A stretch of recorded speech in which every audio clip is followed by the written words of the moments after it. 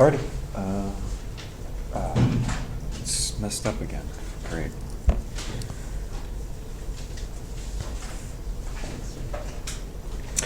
Oh, so the specific heat of the aluminum, given mass, initial temperature, final temperature, and how much heat was added.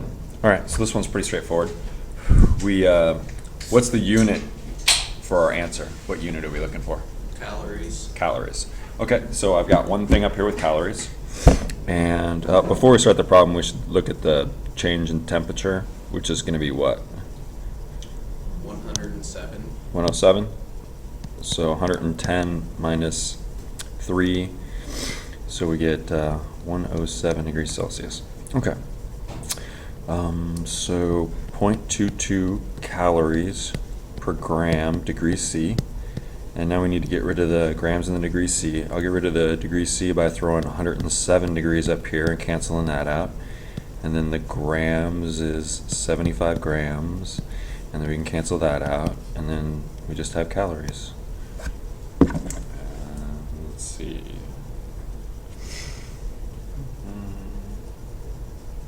0.22 times 107 times 75 times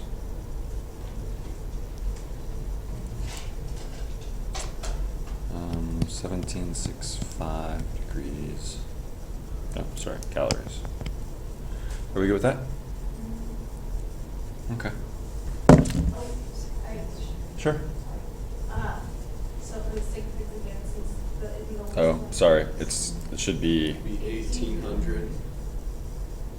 1800. Oh, okay. 1800 calories. Thanks for catching that. Yeah, so we have 2 right there and 2 right there. Oh, and 2 right there. All right. So, how was this one? Was this one fun?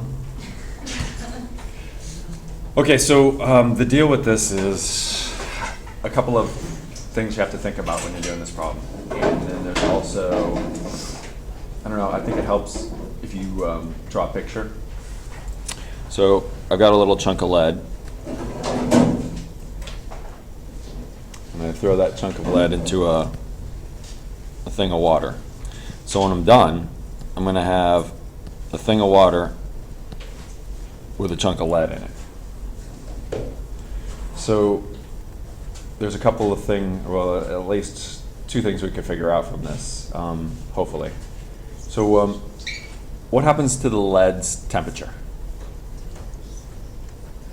It's going to go down. What happens to the water's temperature? When do they stop going down and going up? When they're equal. When they're equal. So that'll tell you what the lead's final temperature is and what the water's final temperature is. So whatever one of them is, it's got to be the other because there's the lead sitting in the water. So their temperatures will be equal to each other. Why did the water's temperature go up? Say again? Because the lead was hotter than the water. The lead contained heat. Okay, so the lead's Water. heat went into the water, right? So whatever heat that the water gained, it came from the lead. So those things are equal to each other. Are we okay with that? Whatever calorie up went up for the water, that's calorie that went down for the lead.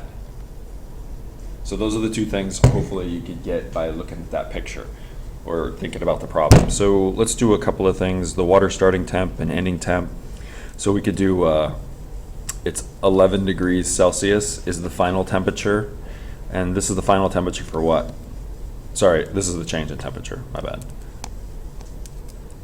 So I've got the 22 minus the 11 gives me the 11 degrees Celsius, and that's the change in temperature for my water. What other information do I need? What should I be calculating out first? Figure out the heat of the water.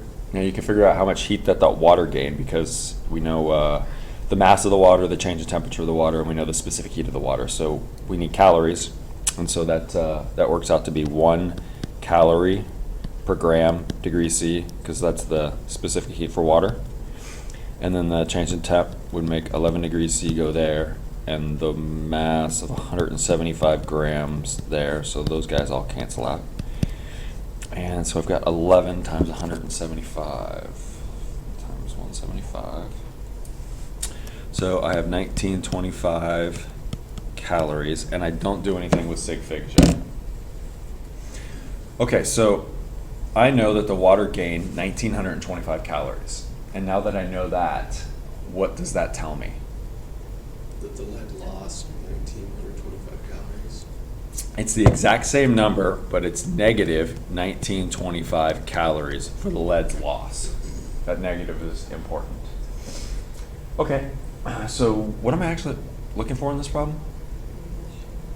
The initial temperature for the lead, right? I need a degree C for the lead. I know the lead's final temperature. It's going to be the same as the final temperature of the water.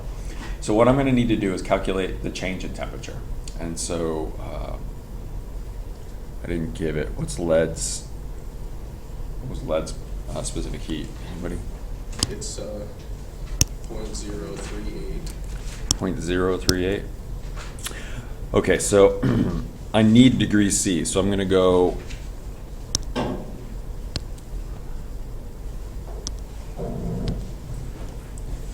0.038 calories, grams, degrees C. So it's upside down because I need the degree C this time.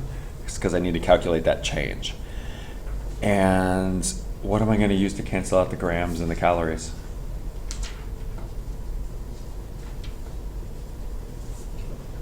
Would we use 75 grams this time? Yeah, if I put 75 grams in the denominator for the lead, I can cancel that out. Good. And then how do I cancel the calories? Calories we figured from the water loss. So we're going to need to make sure that we put negative 1925 up here, calories. And then the calories are gone. And so then I just have degree C. So I've got divided by 75, divided by 0.038. And I get negative 675 degrees C. And what's this calculation? That's the change, right? Where did the 75 come from? The first line, it's the 75 grams of hot lead. So this is the change in temperature. So what this means is the initial temperature of the lead was hot, and then it lost 675 degrees, and it stopped at what? 22 degrees. At 22. So if I add 22 degrees to this, or not add 22 degrees, let's just do the whole equation. So then it's delta T is T final minus T initial. That's the actual equation for change of temperature. And what I know is it's negative 675 degrees C. I know the final temperature is 22 degrees C. And what I'm looking for is my initial temperature. So if I rearrange this, I add temperature initial to both sides to move the temperature initial over, and then I add 675 to both sides. And that ends up giving me temperature initial is 675 degrees C plus 22 degrees C. And so 697 degrees C. And we have 2 sig figs, so we end up, how do you want to write that?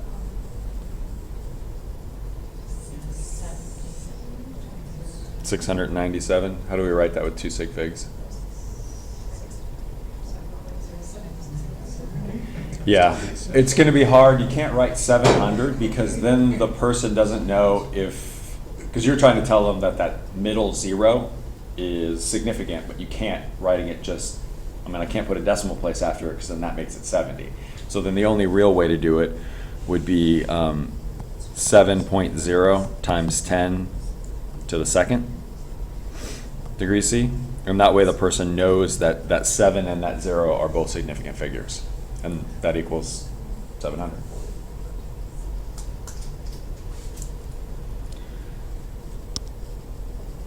I wouldn't give you a problem like that on the test.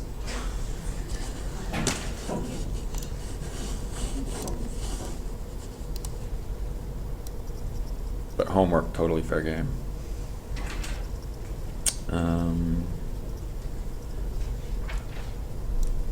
All right.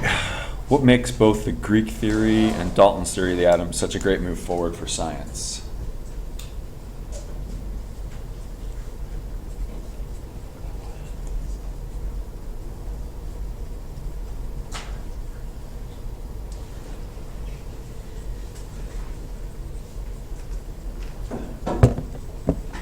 Anybody?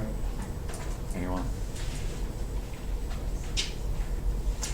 So when we finally determine that there's atoms, those atoms end up becoming the elements on the periodic table. Before the concept of atoms, what were the elements?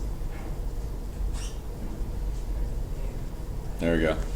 The elements used to be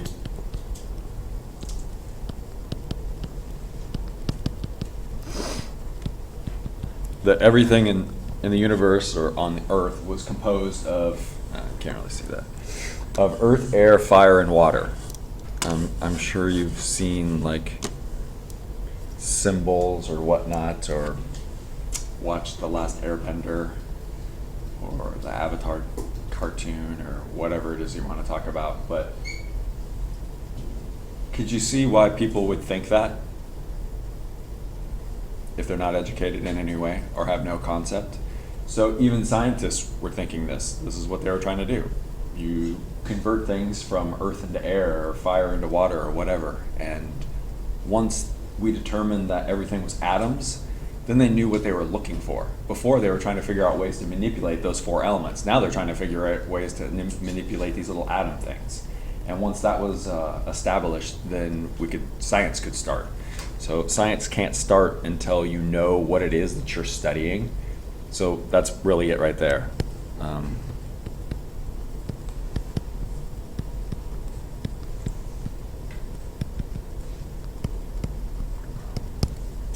This would have happened a long time ago.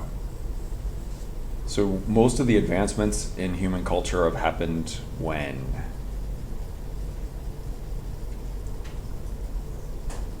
The last 200 years. Last 200 years. So why didn't the Greek model of the atom spurn science into this 2,000 years ago instead of 200 years ago?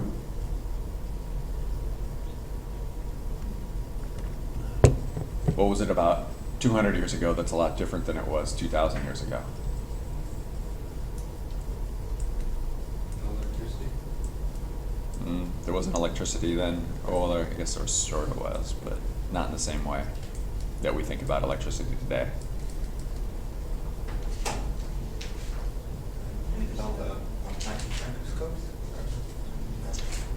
That helps. Every little bit helped. So I would say part of it is there were small scientific inventions along the way and more understanding along the way.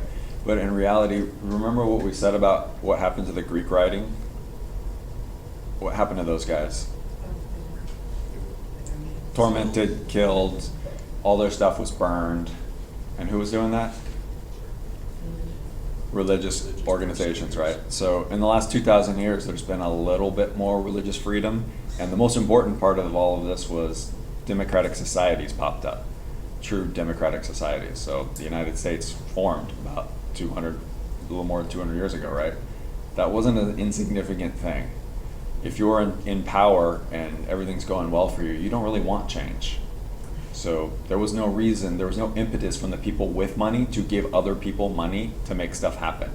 Things like Napoleon, who was, he wasn't really, he was a king, but he sort of got pushed into power, took power, pushed into power, and a guy like that you might think just like destroyed everything, he spent a whole bunch of money that made science and society better. Does anybody know what major thing that was funded directly out of Napoleon's war chest that made life on Earth better from that day forward? He offered up a cash prize for anybody who could make food last 2 years. Because he needed to walk all the way to Russia and kill everybody there and take over. You can't just like pick up food along the way. So canning was a government military invention. So little things along the way. What can you say about the magnitude of a charge on a proton relative to that of an electron? I mean, the proton's positive and the electron's negative, but what can you say about those two charges' size? They're equal to each other. Even though that proton is 2,000 times bigger, they are equal to each other.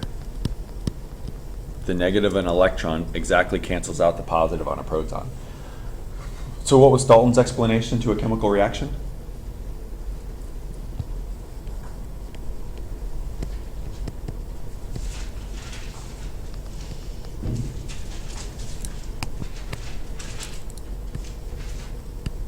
You can rearrange, combine, and become completely different. This was super important, right?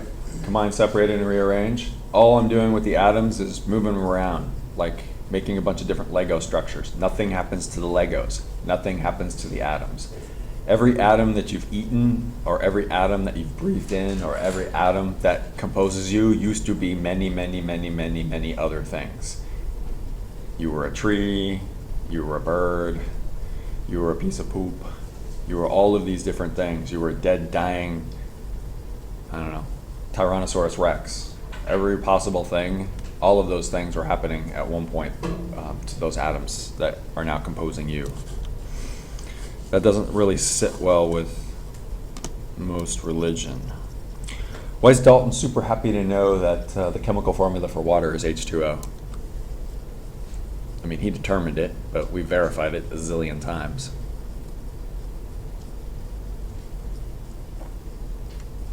Theorize that the ratios always stayed the same. Yeah, it's a 2-to-1 ratio always.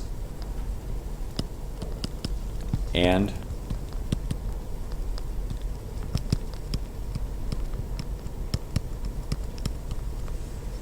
simple whole numbers.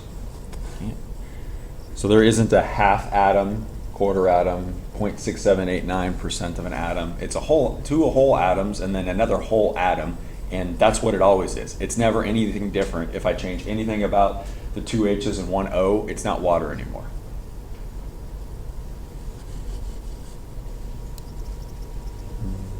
All right, what was Thompson's contribution? What did he actually discover about the atom that's still true today?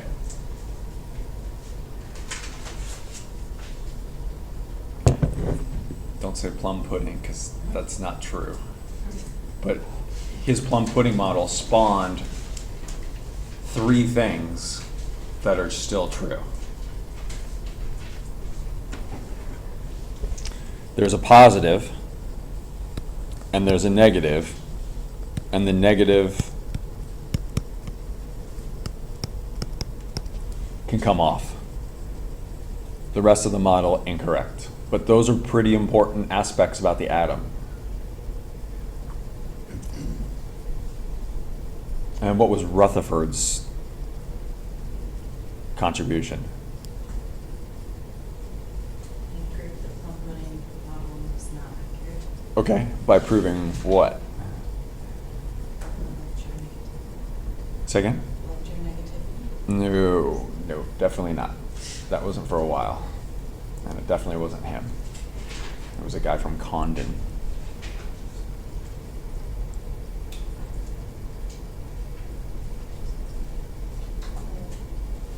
The atom was made up of a lot of open, empty space. Okay.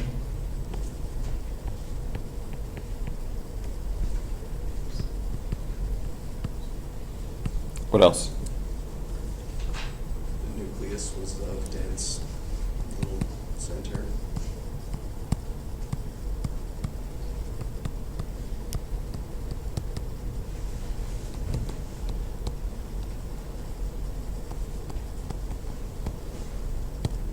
That positive section was compacted into a nucleus. And that nucleus is small, dense, and verified its positivity. How did he verify the fact that it's positive?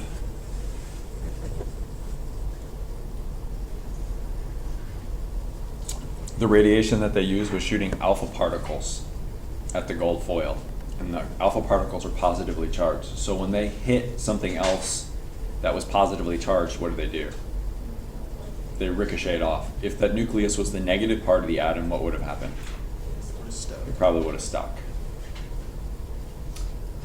And we know it's dense. Why?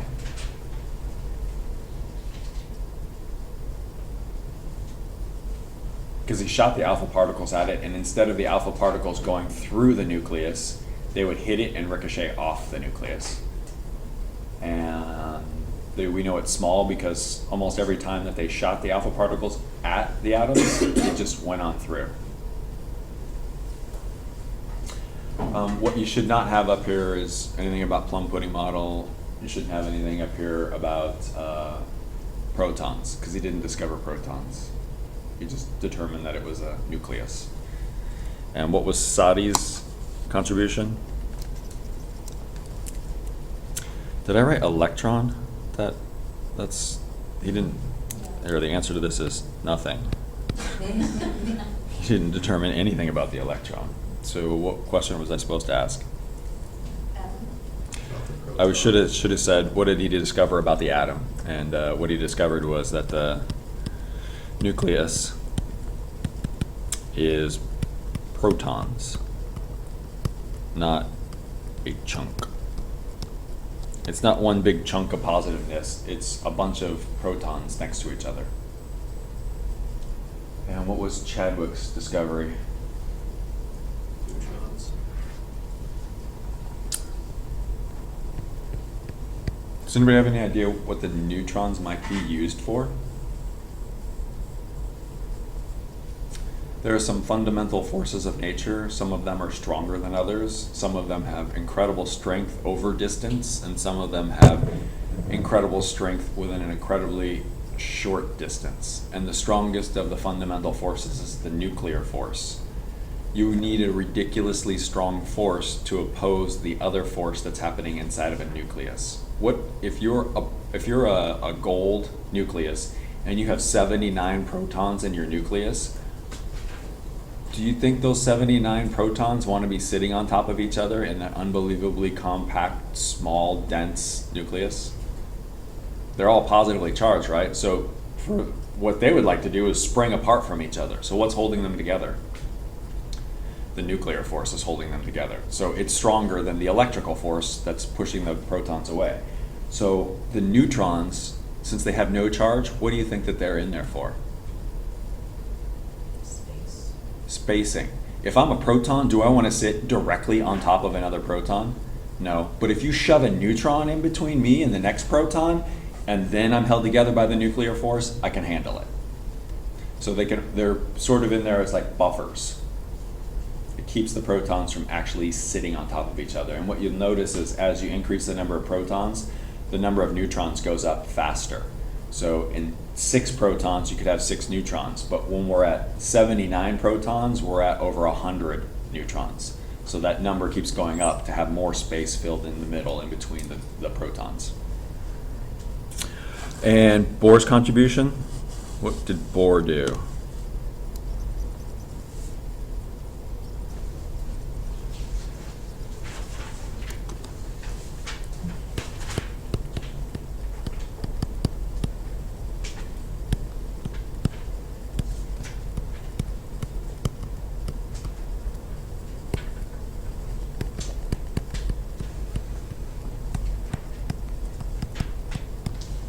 So he's got the electrons orbiting, and that's that solar system model that most people think about when they think about what the atom looks like. But it was helpful, but not completely accurate. So what was Heisenberg's contribution? It's a more accurate model of the placement of electrons. Yeah. I like that more.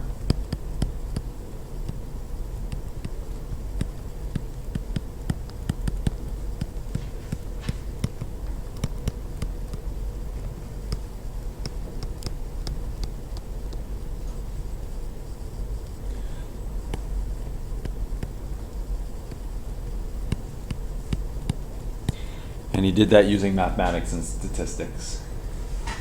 These things are all models. why are they models? Why aren't we just like looking at it and determining what it looks like?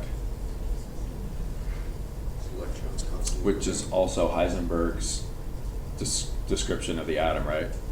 He said that thing's too small to be seen. So we're never going to actually be able to see this thing, but we can talk about what it probably looks like based off of experimental data, which is pretty much what science does. There's data.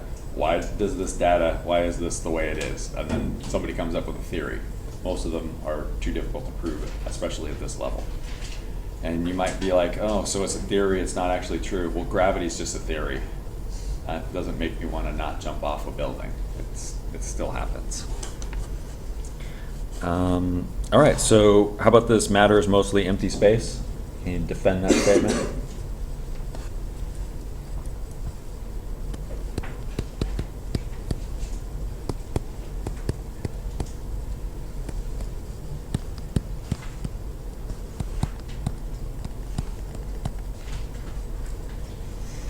So the atom has a relative size of about 10 to the negative 10th, and the nucleus is about 10 to the negative 15th. So that would mean that the nucleus is 10,000 times smaller than the atom.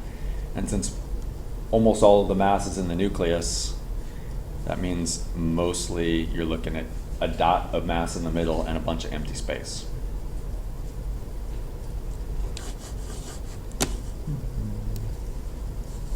Okay.